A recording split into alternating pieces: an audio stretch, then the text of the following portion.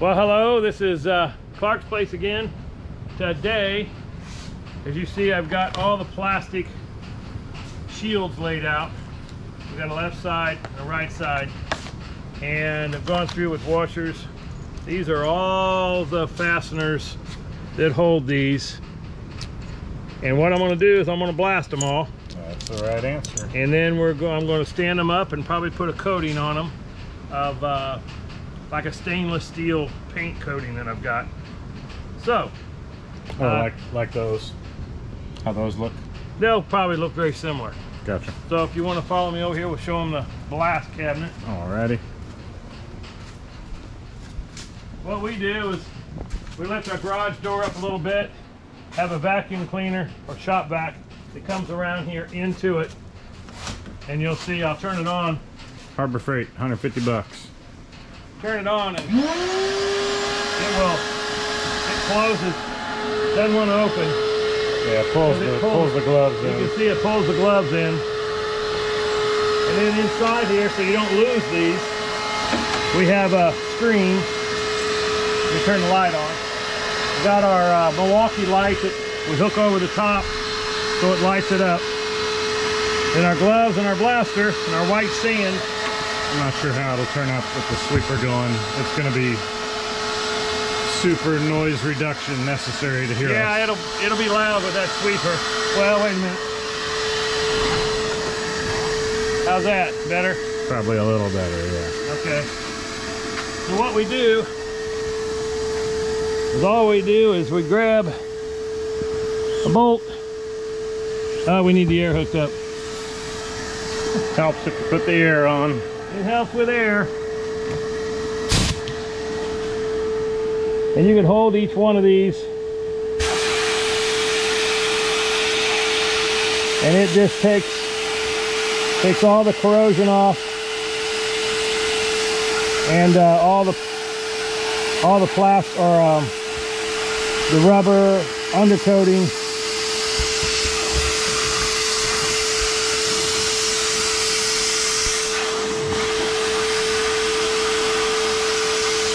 Just a clean. Looking clean. Sometimes it doesn't put out much. You can stop it and it bubbles the air back, and we'll churn it up and maybe pick up sand a little better. Oh, that's pretty good. Let's see how it does on one of these little ones. Well, let's try one of these plates. A little bit harder to pick up with big gloves on. Yeah. Yeah, it cleans those off real good. Makes those look almost new. But yeah. I'm still going to paint these. I usually use a pliers that's in there. Yeah, I know it. Or vice grip or something to hold them. Needle nose. Yeah. At least that takes all the oxidation and stuff off of them. Right. The rubber stuff is a little harder to get off. This is just one of the bolts. But if you get all this off of there and then throw a little coat of paint on them, they look brand new. As you can see, that one already looks brand new.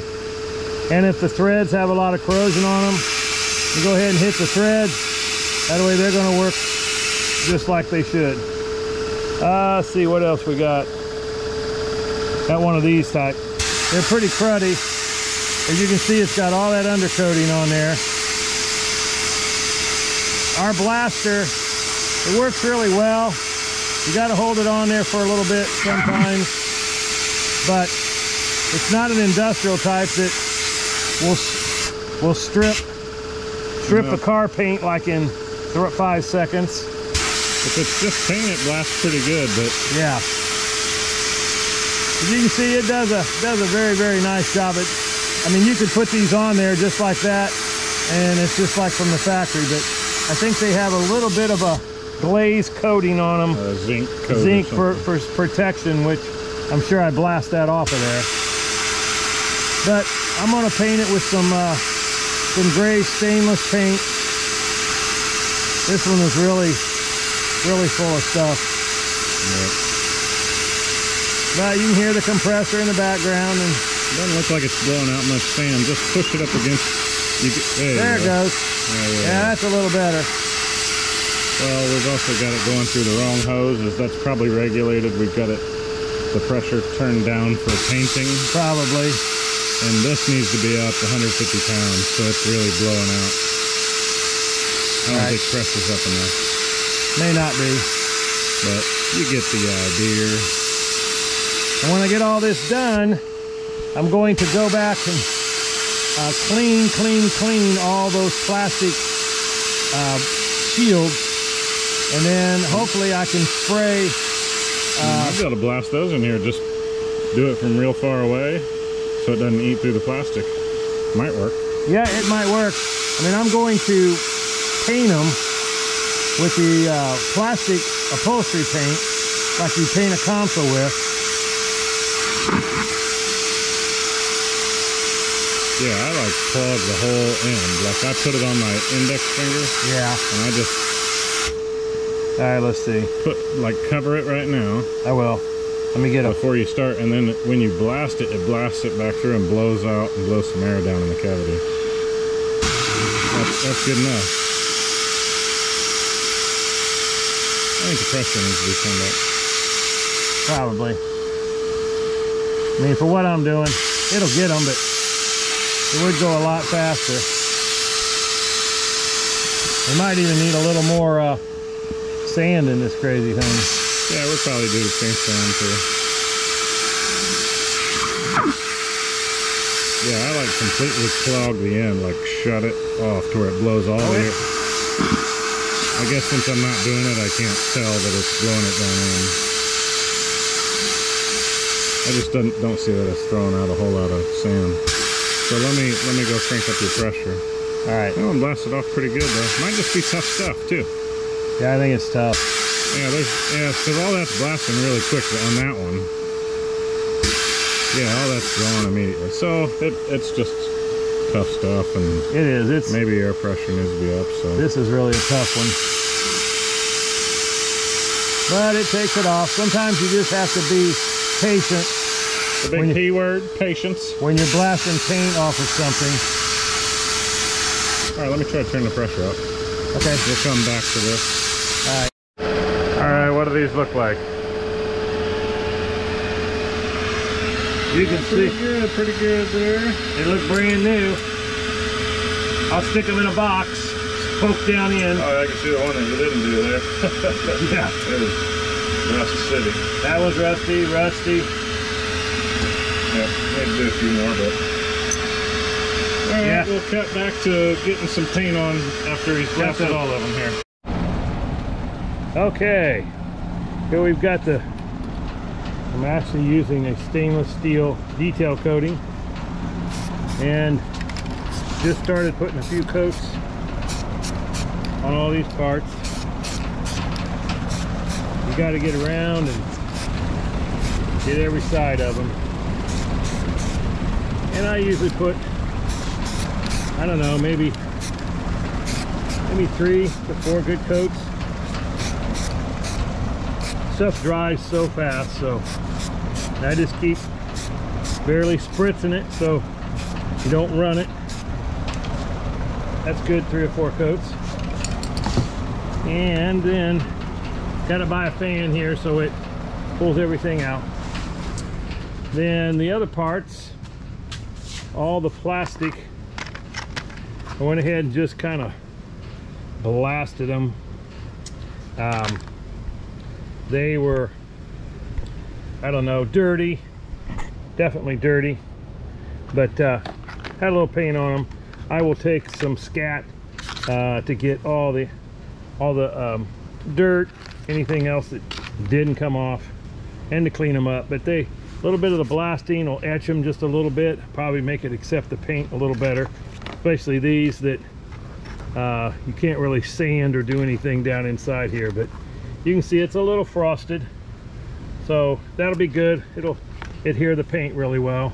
And like I say, I'll use the oil and grease remover and do the whole thing. So that was our blasting. Got a few little parts left over, but they were in the bag of Fender Splash Shields. And when you take them off, and of course you save all those things, comes time to put them back on, you don't want to put dirty parts on. So with that, I think that'll do it. Until next time, bye-bye. Okay, welcome back to Clark's Place. Today I'm going to take all these plastic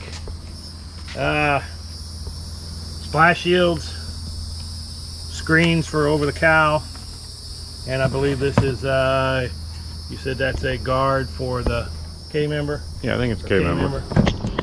And paint them with the scat, which is Well, wipe them with the scat. Wipe them, yeah. Paint them with the dye. Scat man, it Wax. strikes again. What we've got is, I took these and they had some crud and had overspray from the undercoating on them. And I took every one of them and blasted them all, which has left them kind of frosty looking, which that's opened up the plastic pores. And just went and got some vinyl fabric spray down at the local automotive parts store, and $6.99 a can. And once I wipe them all down, put them out here in the sun, I'll spray them with that, let them dry, flip them over, and then they hopefully will look like new. So we'll probably put it on time lapse, and while I get them all done, and then get them sprayed. So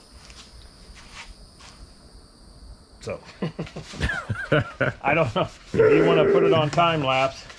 When you let it go just that little bit longer, there's that uncomfortableness that makes you laugh. Okay, I'm just starting to wipe them all down now with the scat. All the little corners and stuff. Want to make sure the paint will stick, that there's no oil.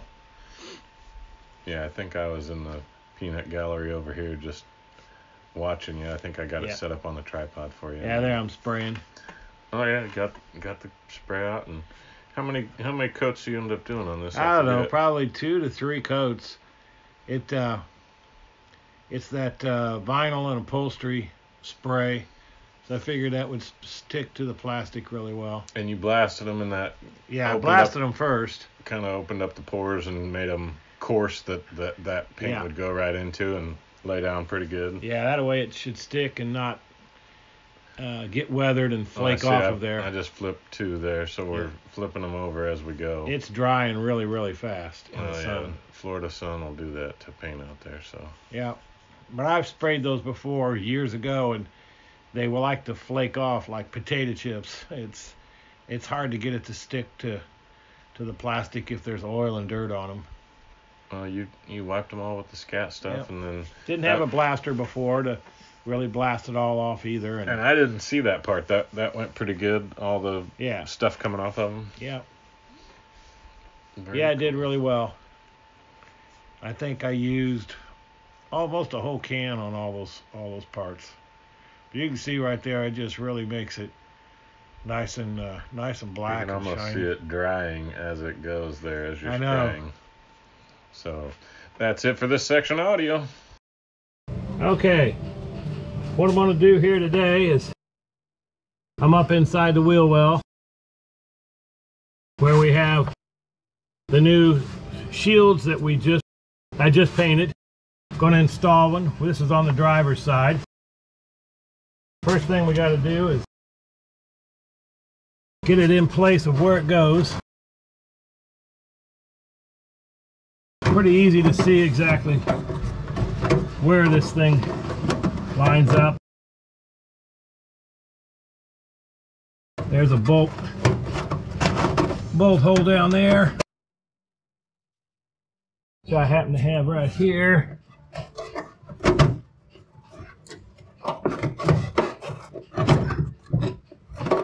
There we go.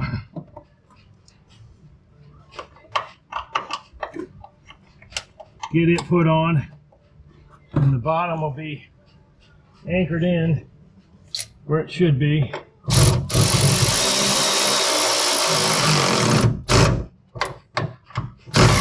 Okay.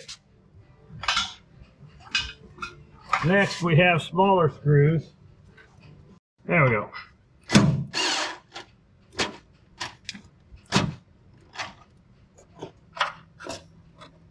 And Got one down here. It looks like it'll be hard to get to. And up there. We'll put those two in. That'll be the front or the back. And then around here, we have the front to do, which you can see exactly where that one goes. This one should be relatively easy to, yeah, the holes line up a little bit better with this one, that's for sure. So that'll take care of this. So okay, we're back just to show you the splash shield has been installed.